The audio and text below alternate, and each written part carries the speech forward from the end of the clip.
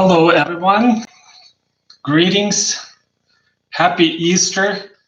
Those of you who are just joined or maybe joining, Christ is risen. He is risen indeed.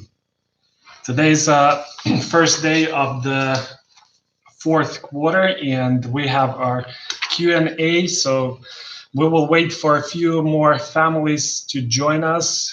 There was a misunderstanding about where to find the link. So the link was sent from yesterday in the email to all parents, and I see lots of you are joining today. Thank you. We have about 30-40 minutes, so if you can't stay this whole time, there will be a recording and you can watch this later. But obviously you can participate if you are already in this session, and you can enter your questions, comments. Hello, those of you who are joining right now, good to see you. So we will give another few minutes for the parents who are joining and might be having some questions or something. We don't want them to miss information. There's also in the description agenda where you can find basic information on what we're going to cover. So if you're watching a replay, you can skip to the parts where you need to get information regarding sessions with the teachers, enrollment, or things like that. Of course, if you have time, please watch the whole session. First of all, I would like to go over our schedule and general plans, ideas about our fourth quarter schedule. We will stick to the calendar that is on our website. And if you don't know where to find it, you can go to tcak12.com or takomachristianacademy.com and find a calendar tab on the very top. Click on it and check our calendar. We're not changing any deadlines for the end of the quarter. We're not going over into the summer because first of all, we are following the curriculum and there's no need to extend the days. And second is that only events like field day, graduation, those may be changed. So we will see when we get closer to kindergarten graduation or high school graduation, we'll see what's the update. For now, we will have our midterm and the end of the quarter on the days that are on the calendar. Again, those of you who just joined, happy Easter, Christ is risen. That's our hope. And I hope that you had a wonderful weekend with your families, with your churches, most likely online. We know this is a special time, and we appreciate a lot our church, our school, our students and teachers these days. First of all, let's start with calendar events week by week.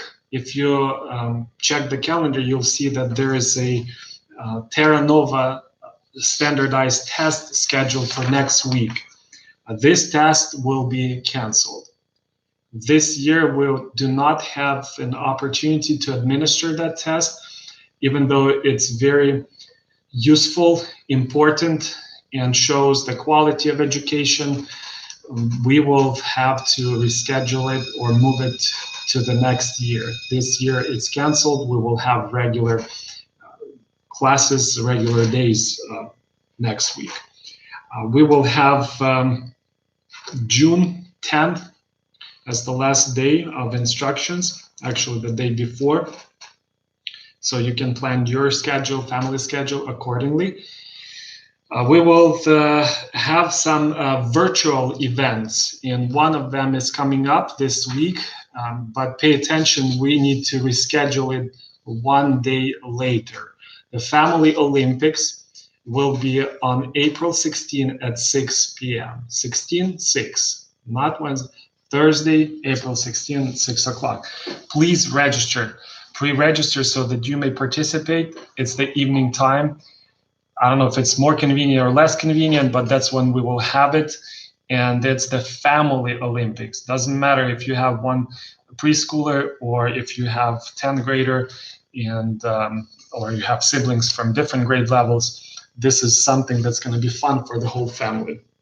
I will make sure that we will send that link for pre-registration one more time, and we will be grateful if you can fill it out as soon as possible. So this week, that's the event that we have. We will have some other events coming up, and we will make more announcements about them. There's a change on how we will provide grade reports and for what subjects. And right now I'm thinking of the electives pretty much across the grades. Such electives as PE, art, and music will not be graded. There is no way we can provide assignments and grade students in those subjects. We can, of course, provide recommendations, and Mr. D is ready with part 3 of his PE exercises, but we will not grade students. We will not require anything for grade. The traditional Russian will be as it is on the schedule. It will be graded. Those grades are important, and moving from one class to another needs to be continuous, and it will count, especially starting grade 7, 8, 9, 10, it will count to high school credits, and that's an opportunity to waive university or college foreign language credits. So no changes for traditional. No changes for RSL or Easy Russian in grades 6 through 10. But there will be change for Easy Russian, RSL, in grades 1 through 5. We will contact you, and the teacher, Ms. Kuksyuk, will contact you about specifics of that class. However, first thing is that it's not going to be graded. So RSL grades 1 through 5 is not graded. We will provide links and recommendations to the resources, videos that will help your child to keep their Russian up. But Ms. Kuksyuk will be available only for the purpose of tutoring or online help. She might be helping your child if you wish. She might be available for them to read from Bukvari or from basic, ABC, but it's not graded. It's not going to be in the 4th quarter grade report column. So that's the biggest change regarding subjects. Everything else is pretty much as it is on the schedule. We have polished our grading policies to match the demands and situation with distance learning. And I think that's what's our next step. We will talk about live sessions with the teachers. So we analyzed our grade reports in secondary department and elementary department for the last quarter. And this quarter, we will have to go all the way through the summer, until the summer with a distance learning model. So we want to make sure that instructions are provided in a better way, in a more improved way. And when I say more improved, that's where we will shift to providing more detailed instructions in the videos, whether it's pre-recorded or live sessions. So you should expect something that teachers started doing in secondary department. It will be across departments now, where the teacher, homeroom teacher obviously, will get scheduled live sessions through the week, and students will be able to ask questions live. They will be able to possibly see and communicate with their classmates. It all depends. It has to be on the topic. There will be certain guidelines for sure, because First of all, there has to be safety. Second, this time has to be used correctly. These live sessions will be also recorded. So in the same way, this Q&A session is recorded and you can watch it later. In the same way, the live sessions with the teachers, we call them Classroom Connect. Those Connect sessions will be recorded and you can watch them later. The content of those sessions, like I mentioned, will be both instructional and social. We really want to have some time for the students to connect with the teacher, with their classmates. Thank you, those of you who called me personally or provided feedback to the teachers. Really thank you. Those who fill out those forms, feedback forms, it helps us to improve, it helps us to make this instructional delivery better. So when exactly this starts, we're working on a big spreadsheet because you could imagine we need to make sure that there are no overlaps. We have children in the families where we have 2, 3, 4, 5 children in the same family. We don't want those sessions to overlap. We're working on one schedule across the school, and we'll provide that as soon as possible. And my estimate, it might take 1, maybe 2 days. Your teachers obviously will contact you directly saying, hey, I'm scheduling live session on such and such day. And again, if you can't watch it, you can find it later after work or whenever it's convenient for you and watch that session. And we will continue posting pre-recorded sessions on those subjects that teachers teach. So some requests or information that came from the teachers, and while I'm reading this, you can post your questions in the chat. Welcome to post those recommendations or questions you have. One of the teachers said that as I have graded the assignment in certain subject, I see that many students are doing double work or missing the point of the instructions. I know it's a lot to ask of parents, but maybe some parents need to understand that they will help their child best if they sit down at the beginning and go over what the instructions are asking. This is important. Like I said, we will continue providing directions on what to do.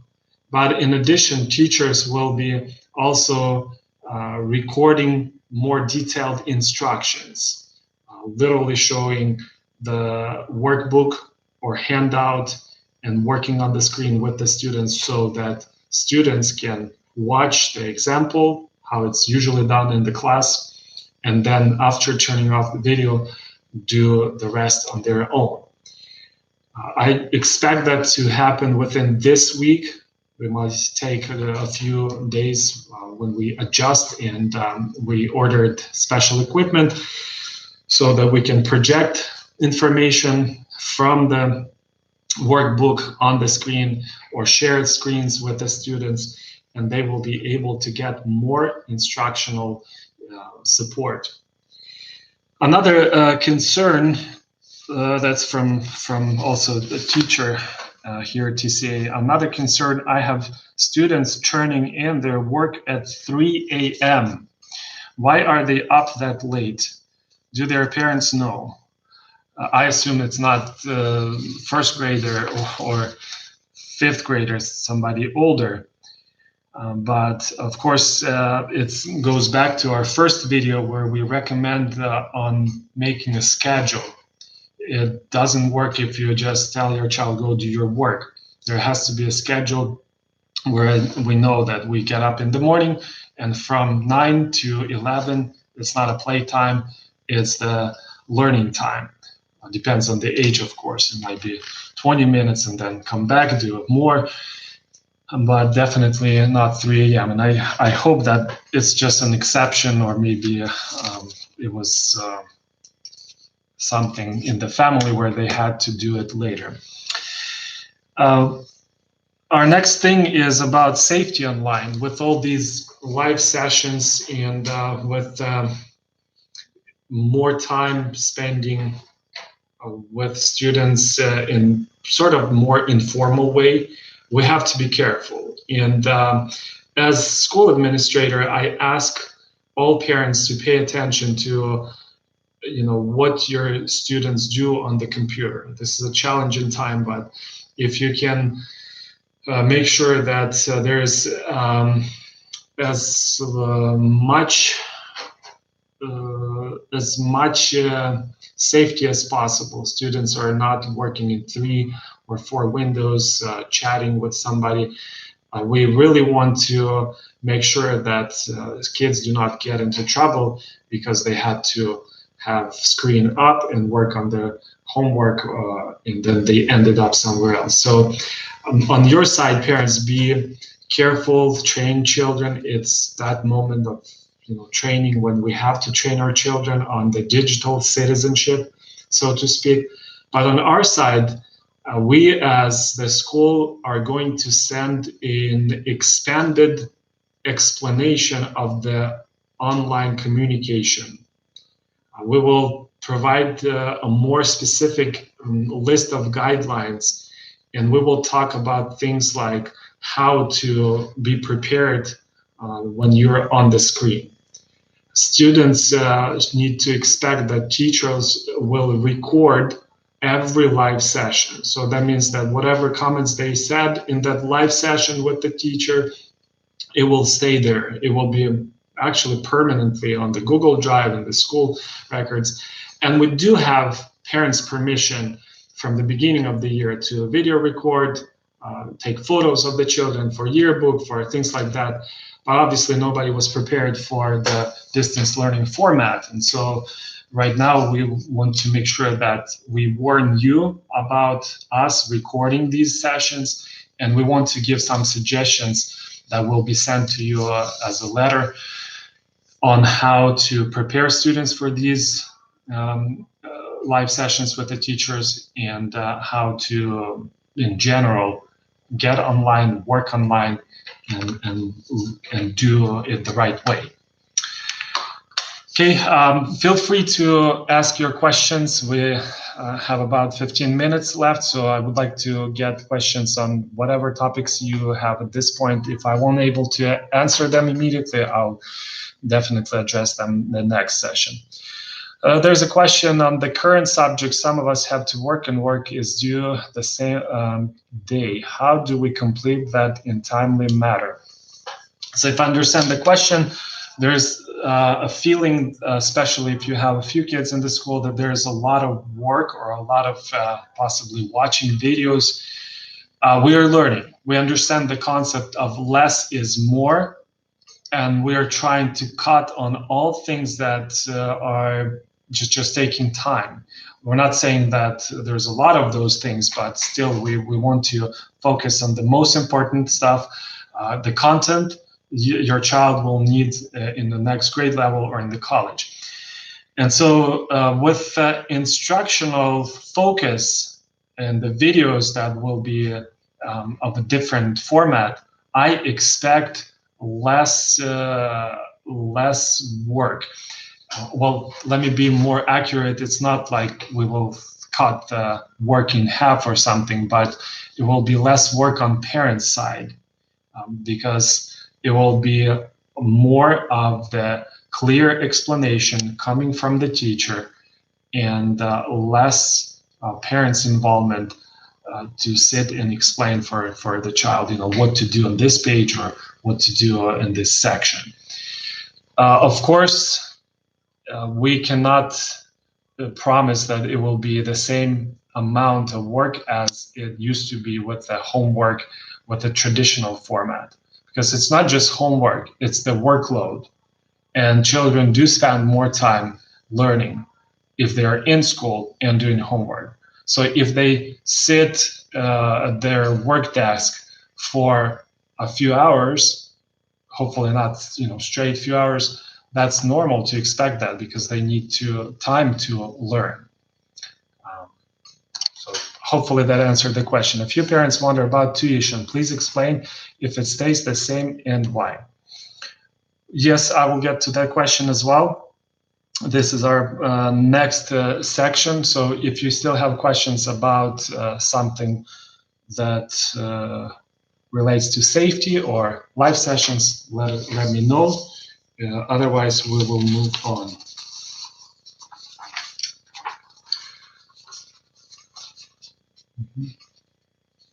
Okay, so we already have questions about financial. Let me start with the programs that we have. Programs such as hot lunch, transportation, those things that were either prepaid or most of the things were prepaid. If we think about hot lunch, then hot lunch program will be credited to your accounts. Hot lunch payments for the month of March will be credited to your accounts. Because in December, those of you who were on prepaid plan, you paid for December half of the month and for another half of the month. We were thinking it would be June, but in reality, it was half of March. So those who are in prepaid lunch program, you will get pretty much 1 month of hot lunch payment back to your account. And that's per child. Same thing goes with bus or transportation. And I think there may be situations with enrichment program. Our secretary, our accountant are working. I forgot to tell you that we are open as the school building facility is open, and you can contact us. If you won't reach immediately the secretary or the accountant, that's probably because they're in the meetings. We had a long meeting today. But otherwise, they will be able to answer your questions. If you have some specific questions about lunch or bus or enrichment, please contact. There will be also a very convenient, I hope, solution to the service hours. We have a table, and I have it on my other screen, with track of who did and how many you did completed service hours for this school year. Some of you are done with all service hours. Some of you are done with half or about 20.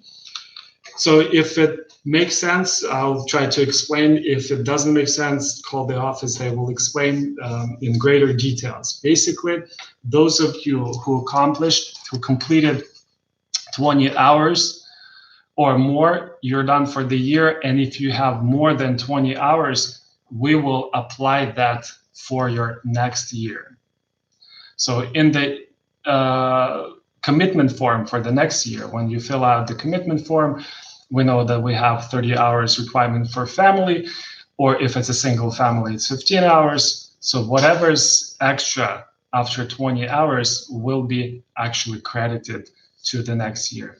If you have not completed the hours, then you can either pay them off or wait if there's an opportunity this school year to work them off.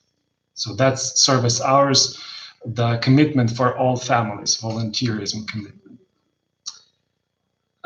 Tuition. So with tuition situation, we have a few moments. First, those of you who are in the need of tuition assistance, make sure to contact the office, and we are working on the application. It's ready by the end of the day. If you call tomorrow is Tuesday, just for the reference point, we will take a look, and pretty much within a couple of days, we will give you an answer and we'll work with you. We understand that this time, there are situations where families are struggling financially and so on. With overall tuition rates and everything, we are, as a school right now, at the question or dilemma. And like I mentioned in the previous Q&A, that this is concerning our whole school in general. Do we want to keep school going, or do we want to cut on the enrollment for next year, and so on. At this point, we applied for help. We applied for help through the Protect Your Paycheck plan, I believe that's what it's called, and we did not receive the answer. We are in the process, and that might take a couple weeks, maybe more. I don't know exactly. I know that we already applied. If we get help on our side, we are open to go with discounts for the families in general, for the families in the school. If we won't get help, we will need to still work on the individual basis. We committed and pledged for the teachers to pay their paychecks. So if we cut drastically tuition, then we just won't be able to continue as a school. So we're trying to look at the help that might be coming from the government. And if that happens, then we will notify everyone as soon as possible. I hope to hear the answer within a couple of weeks. In April, we're still going to be going by regular withdrawals, and tuition is going to be as is. However, again, if you need help, don't hesitate. Please contact us. We will be flexible, and we'll do everything what we can to help your family. With next year plans, I do hope that tomorrow you will get the right link, and that link will be to the enrollment in Alma Start. Just a second, let me take a look at the chat and see if I answered the questions or not. Okay, so questions about tuition. Okay.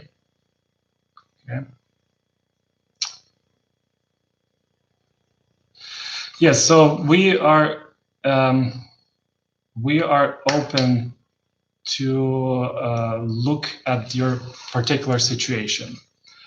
As a school, we will try our best. We understand that both the school and the parents, we're all in the same situation. It's not like the school has an advantage or parents have, but it's more reasonable at this time to work on an individual basis. I think there's a question about where you can get a form. Yes, we can include that in tomorrow's email, or better in the video that we do on a regular basis. So I'm writing this down for myself. We will send you a PDF application for the tuition assistance. That's probably what the question is. Okay. The question about closures, I apologize, maybe I wasn't clear at the very beginning. Yes, we follow the plan that was announced by the governor and then the superintendent of public schools.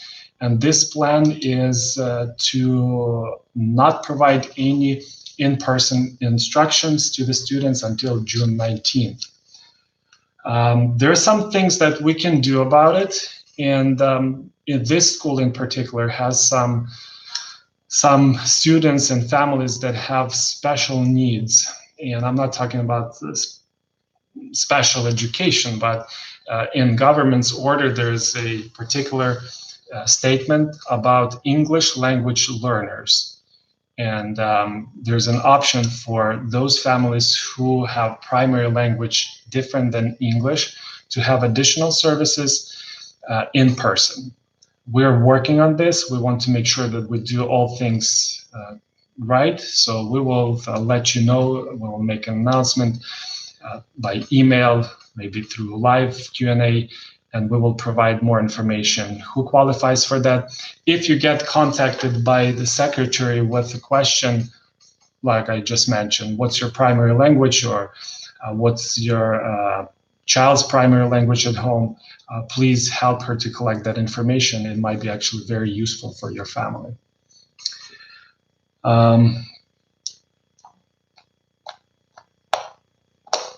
Okay, so the questions, are we still required to do service hours even though we are spending so much time with our kids at home?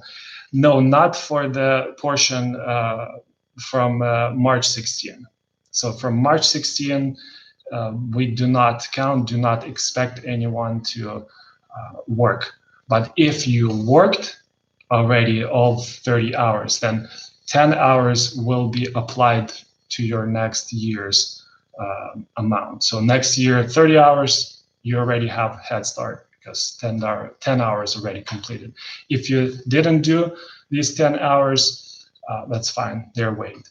The first half of the year hours are still required. Form for, oh, I'm sorry, for volunteer hours, thank you so much. So volunteer hours, we really want to get those emails or maybe calls with volunteer hours that you did not report. And Ms. Chubari specifically asked to give her a call and provide those hours that are not in the database. Unfortunately, there's no form. We're working on that part, but it's probably next year. This year, you need to report. And since you cannot come to school, you will need to either email to Ms. Chubari or give her a call and say, I have 5 hours that I did not report, or 10 hours, or whatever you have.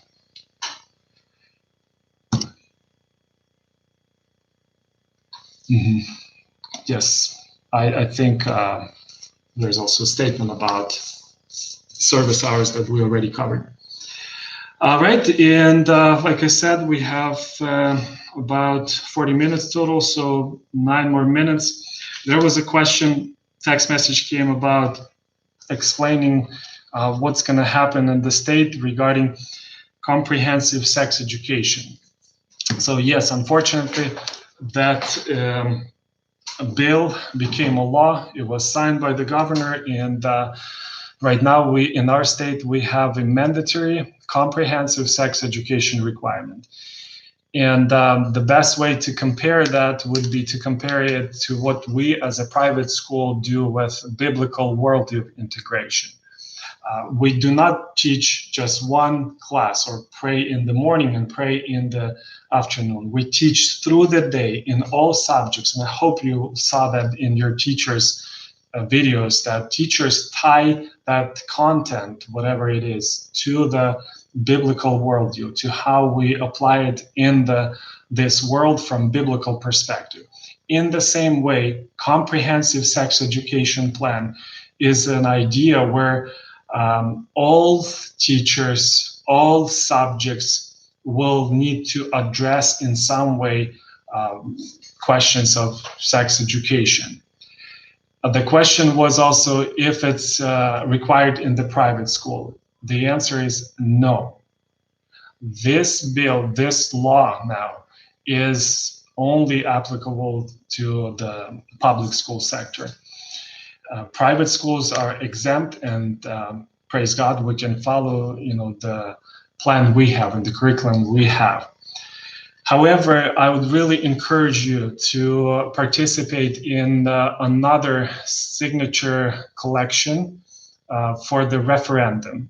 You know that this year in November we'll have elections, we'll have another time to vote on things, and referendum is the way to overturn Congress, or in this situation, governor's decision on this law. And if we have enough signatures to put this question on the ballot, then we will be able to vote, and with God's help, to overturn that for the public schools. Because honestly, if it's coming to public schools in some way later, maybe not this or next year, but sometime later, people will try to impose that and put it on all private schools. That's almost guaranteed. So where to find those applications? I think we will share the link, not today, not tomorrow. In appropriate context, we'll share a link where you can make copies and sign to put this on the ballot. So that's the answer to the question. Regarding enrollment, Thank you for the comment regarding the referendum. Yes, the link will be to actually a PDF file that you need to print, and this form usually has 20 lines for 20 signatures, but it doesn't matter. You can put just your signature, and then there will be directions how to turn it in, and also there's a way to get your possibly relatives sign the same paper so that you have more signatures on the form. We still have time. It's due June 10, if I understand correctly. That's the deadline for collecting all these signatures. There has to be over 130,000 signatures. I don't remember exactly the number, but it's a lot. So hopefully we will have access to our churches after May 4th, and we will be able to sign those and participate. Okay, regarding enrollment, we will send you a link tomorrow, and it will be not just a link, it will be actually a video. Similarly to last year, you will have 6 or 7 minutes of the orientation with main points and major changes. We do want to start our loyalty program. We want to start our continuous enrollment model. We want to introduce other things that will make registration more convenient. So tomorrow you should expect an email with a video, and in that video it's a PowerPoint slides. You will have directions. You will know what to do next. It will be sent to all returning families, and if we open it to everyone else, we usually do that in a week after we shared the link with our families, then it will be pretty much on first come, first served basis. We're praying for our school, praying for other schools. Tomorrow I will have another meeting with pretty much all Christian school principals in the area, and we will share experiences. We will get their ideas regarding all these questions, including enrollment, tuition, instructional models, everything what we can. So don't hesitate to send your ideas, your suggestions. Give us a call. We are available to take your recommendations and suggestions and improve. I think I touched on all major points. We covered our calendar, the question of live sessions, safety online, financial updates, and enrollment. If you have something that I didn't cover, feel free to use the remaining 3 minutes, and I will answer. Class sizes next year, any idea how they will be? That's a good question. We will look at the options. First of all, we now at this point we have a picture of what teachers are staying with the TCA, what teachers are moving on for different reasons. So we will need to figure out if we want to have just 2 classes or 3 classes. We have space in the building, so that's not a problem, but we will give priority for our parents, do the enrollment. If we see that we have enough for 2 classes, but not enough for 3, we will close and put it, as we usually do it, on the waiting list. Not because we don't have space in the building, but because we really want to keep our classes the average size so that we have more attention to per student. Teacher and student ratio is important for us. So the answer is we will try to make classes stick to our model, 16 or in that range, depends on the age of the children. 16 per teacher. Okay, I will be available by the by the phone. We will be open, like I said, in school 5 days a week. Our teachers and administration are essential workers. We continue providing childcare on regular basis every day.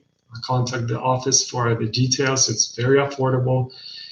And we will provide more information on English language learners situation. We might have some interesting opportunities. Don't forget about tutoring online. Contact the office or Miss Olga, and we will schedule a personal tutor that will spend time with your child and help them out. Okay, a couple other questions. So when will we have access to school to pick up packets? Very good. So we are scheduling days, and it will be decided within a couple of days. We will know for sure when parents can stop by and pick up materials and drop off whatever packets. Please wait for the department leader's announcement, because we don't want to confuse everyone. Primary might have their plan, lower elementary their plan. Be patient, we will make those announcements. The enrollment date, the link, the video and the link will be sent tomorrow. Tomorrow is April 14th. So sometimes before the end of the school day, you will receive an email and you will receive a link to the Alma Start. That's where you begin enrollment. Okay, very good. Oh, I almost forgot. So from the last time, there's this Mustang, right? And the winner, the winner who won this beautiful Mustang is Smentina family. So if you're present, congratulations. If not, you'll probably watch this later. This will be ready for you. Maybe we'll mail it. I'll let you know. Okay, it's our time. We'll try to stick to 40 minutes. So have a wonderful day. God bless you. And until tomorrow.